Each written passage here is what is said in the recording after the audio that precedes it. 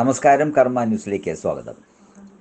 ആലത്തൂരിൽ മത്സരിക്കാൻ വിനായകന് ക്ഷണം. CPMന്റെ കോട്ടയായ ആലത്തൂർ പിടിക്കാൻ കോൺഗ്രസ്സാണ് വിനായകനെ തേടിയെത്തുന്നത്.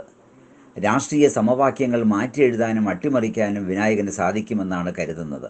മാത്രമല്ല, വിനായകനാണ് സ്ഥാനാർത്ഥിയെങ്കിൽ അരിവാൾ ചുറ്റിക നക്ഷത്രത്തിൽ കുത്തുന്നവർ പോലും കൈപ്പത്തിക്ക് കുത്തിയിരിക്കുമെന്നാണ് UDF കേന്ദ്രങ്ങൾ പറയുന്നത്.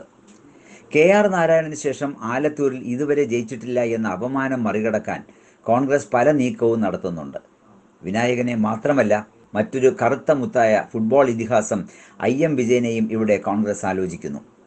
വിനായകനെങ്കിൽ വിനായകൻ, അല്ലെങ്കിൽ വിജയൻ, ഇങ്ങനെയാണ് ചർച്ചകൾ. വിജയനുമായി തൃശ്ശൂരിലെ കോൺഗ്രസ് നേതൃത്വം പലതവണ കൂടിക്കാഴ്ച നടത്തുകയും ചർച്ച നടത്തുകയൊക്കെ ചെയ്തിട്ടും താരം അടുത്തിട്ടില്ല.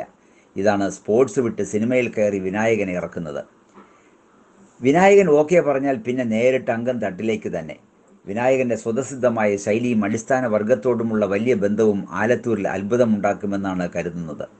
സംവരണ മണ്ഡലമായതിനാലാണ് കോൺഗ്രസ് വലയുന്നത്. അതേസമയം തൻ്റെ രാഷ്ട്രീയം പരസ്യമായി പ്രഖ്യാപിച്ചിട്ടില്ലാത്ത ആളാണ് വിനായകൻ. ആലത്തൂരിൽ 2 തവണ ജയിച്ച PK ബിജുവിനെ ഇത്തവണ ഉപയോഗിച്ചേക്കില്ലെന്ന സൂചനയുണ്ട്. ജയിച്ചു കഴിഞ്ഞാൽ പിന്നെ ബിജുവിനെ മണ്ഡലത്തിൽ കാണാൻ കിട്ടില്ലെന്ന പരാതി നേരത്തെ ഉയർന്നിരുന്നു.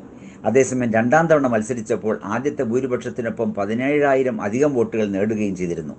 തുടർച്ചയായി 2 തവണ MP ആയവരെ ഇത്തവണ മത്സരിപ്പിക്കേണ്ടെന്ന തീരുമാനത്തിന് കീഴിൽ PK ബിജുവിനെ മാറ്റി നിർത്തിയേക്കുമെന്നും സൂചനയുണ്ട്. പകരമായി CPM കാണുന്നത് ചേലക്കര സ്വദേശിയായ മുൻ സ്പീക്കർ K രാധാകൃഷ്ണനെയാണ്. ന്യൂസ് ഡെസ്ക്, കർമ്മ ന്യൂസ്.